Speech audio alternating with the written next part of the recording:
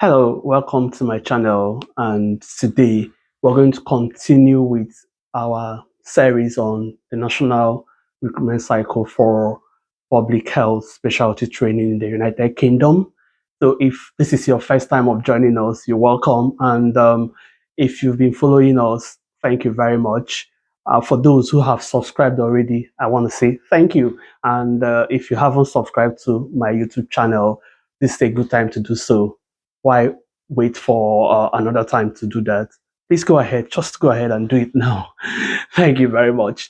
All right, so in our last video, we started with the various stages that you will go through when you're applying for the national recruitment cycle. We said that there are three stages. The first one is the application stage. The second one is the assessment center stage.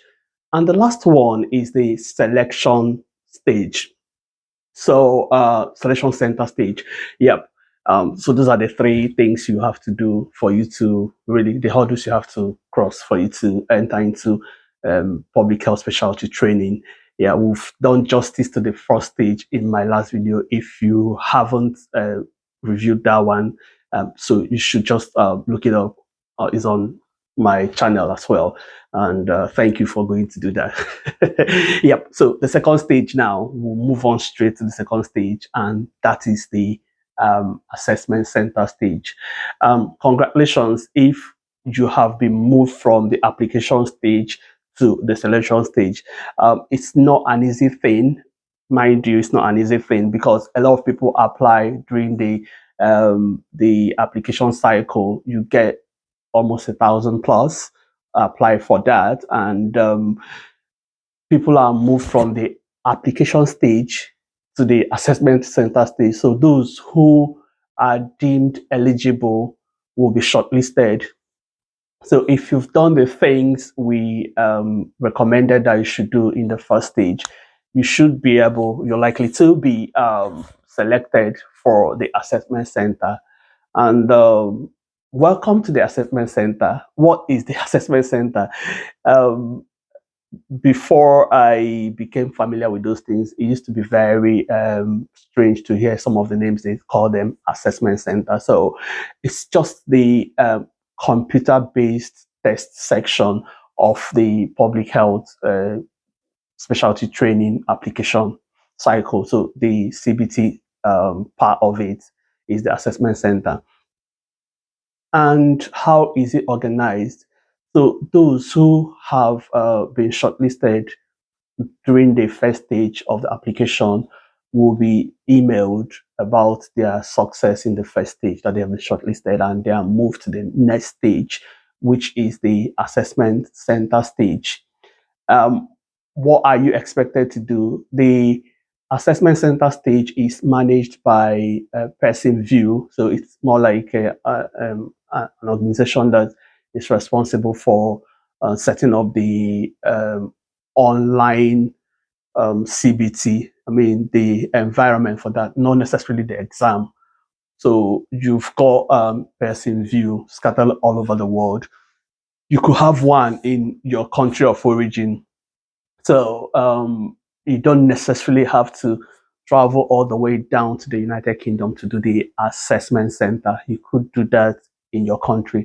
It's just being able to locate where your center is, where there's Person View center for you to do that.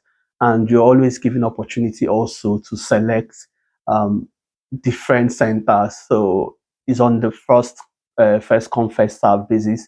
Yeah, so if, for instance, you're in a particular part of the United Kingdom or outside the United Kingdom, and you have any particular location in mind, so as soon as you get the prompt that you've been selected for the assessment center, you need to quickly go on and update your system and select the location you're interested to do the assessment center. You don't have to wait because you might lose the opportunity of getting to that, getting your choice location if you delay.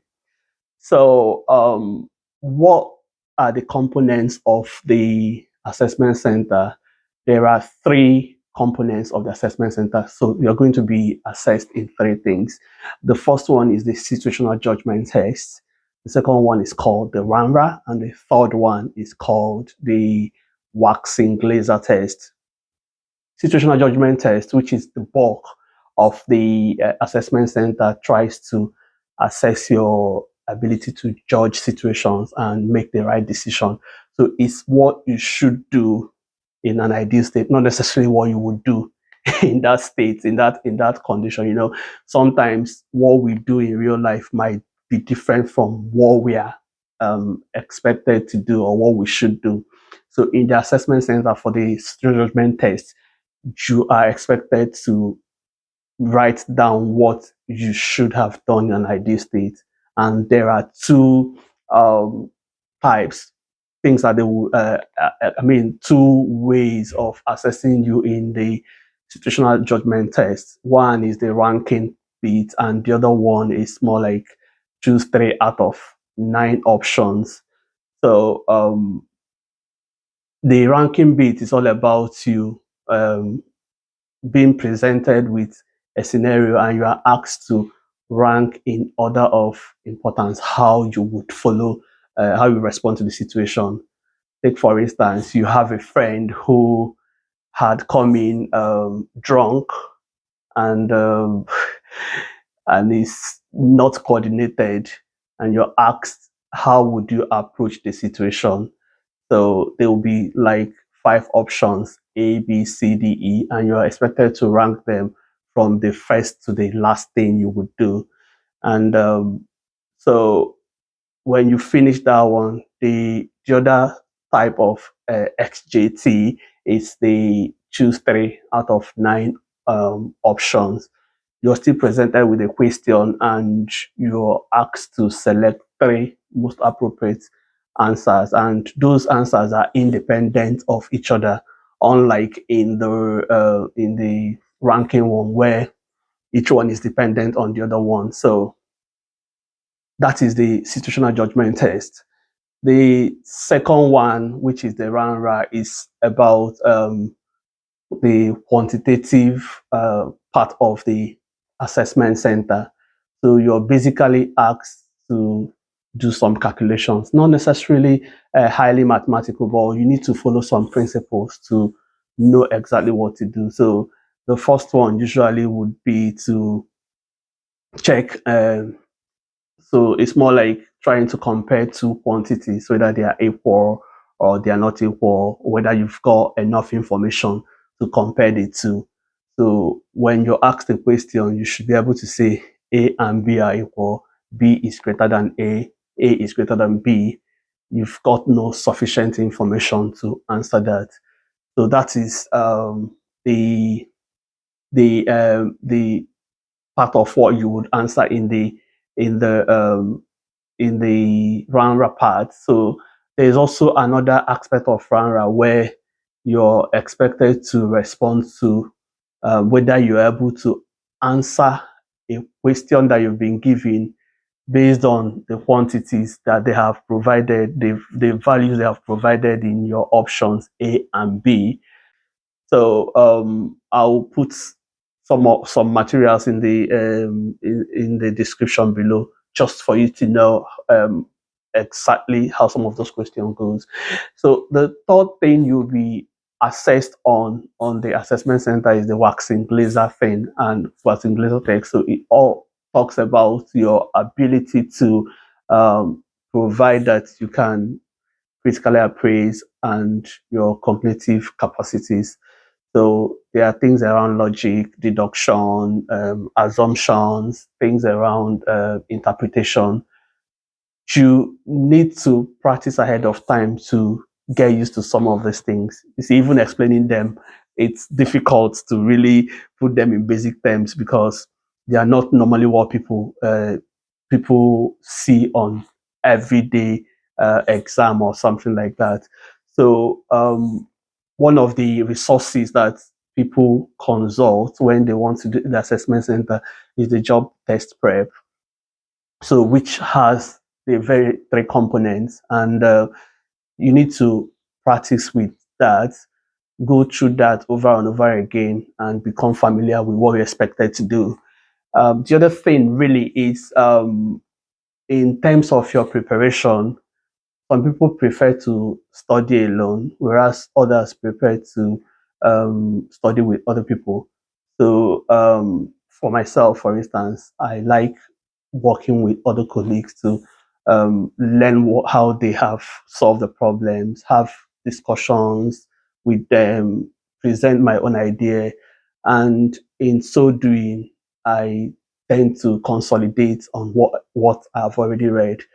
So I would recommend that if that's your own learning pattern, find someone else who is also preparing for assessment center and try to schedule some days for discussion. So you could have some days for your SJT, your RANRA or waxing blazer. It will help you to familiarize with it, go through it repeatedly, because you need to have those principles at the back of your mind. You don't need to be scratching your head, because in the text itself, I mean the assessment center text, it's actually time pressured, so you don't have all the time. It's something that you should have really at the snap of the finger. You're providing the answer. So I want to encourage you to do the best you can. The assessment center is also a screening method to move out those who um, have not met that level of cutoff point. So they usually will have a cutoff point per year. If you've not got up to that cutoff point, you are withdrawn. And those who have gone through the assessment center and did well, I mean, cross the cutoff point and move to the selection center. So in our next video, we're going to talk about the selection center and the things you need to do, how you can um, appear, uh, appear excellent in your selection center. So until then, I'll say goodbye to you now. Have a nice day. Thank you. Bye.